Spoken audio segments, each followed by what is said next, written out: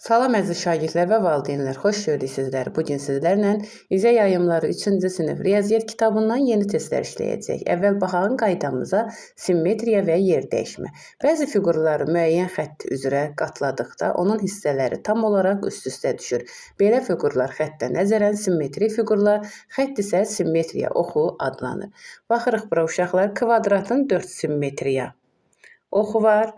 Düz bucaqlının 2 simmetriya oxu var, bərabər yanlı 3 bucaqlının 1 simmetriya oxu var, bütün tərəfləri bərabər olan 3 bucaqlının 3 simmetriya oxu var.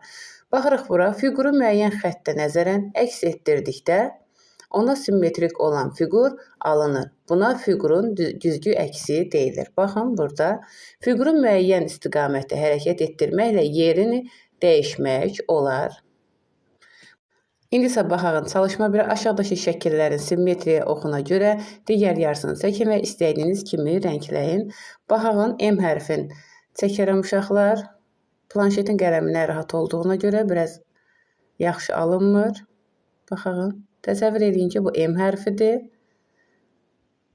Simmetriya oxu ilə kəsişir, üst-üstə düşür. Baxırıq burada. 1, 2, 3.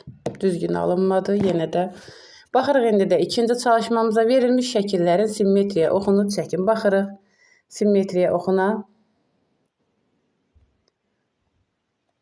Baxaq, şaqülü də, üfüqü də çəkmək olur. Bu cür çəkmək olur.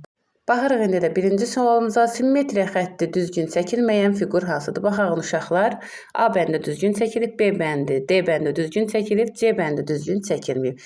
Baxırıq ikinci sualımıza simmetrik olaraq tamamlayıb bütün fiqurun neçə damadan ibarət olduğunu müəyyən edin. Baxağın uşaqlar, 1, 2, 3, 4, 5, 6, 2 dama paradır, onu 1 götürürük 7.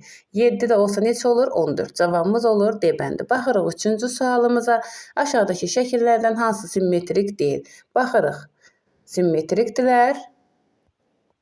D bəndimiz simmetrik deyil. Baxırıq dördüncü sualımıza, aşağıdakı hərflərdən hansının həm şaqili, həm də üfüqi simmetriya oxu var? Baxırıq uşaqlar, A bəndində şaqilidir.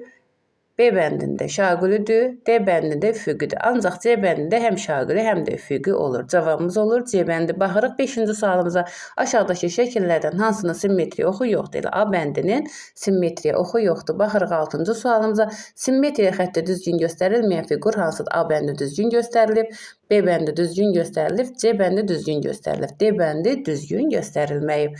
Baxırıq 7-ci sualımıza, baxağın uşaqlar 7-yə, fiqurlardan birinin sonsuz sayda simmetriya oxu var.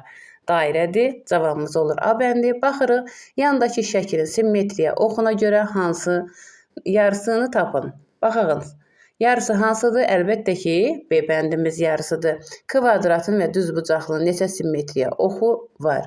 Əlbəttə ki, dedik nədir? Kvadratın 4, düz bucaqlığın 2. Cavabımız olur B bəndi. Baxırıq 10-cu sualımıza, baxağın uşaqlar 10-cu sualımıza. Hansı şəkillərdə simmetriya oxu ilə verə bilərik? Əlbəttə ki, birinci, bir də ikinci. Cavabımız olur A bəndi. Baxırıq indi də 11-ci sualımıza. Hansı bənddə A nöqtəsinin simmetriya xətti düzgün göstərilib? Əlbəttə ki, B bəndində. Baxırıq indi də 12-ci sonuncu sualımıza verilmiş fiqurun simmetrik yarısı hansıdır? Əlbəttə ki, hansı olar? D bəndi olar. Əziz dostlar, bu günlük bu qədər. Növbəti videolarda görüşərik. Sağ olun.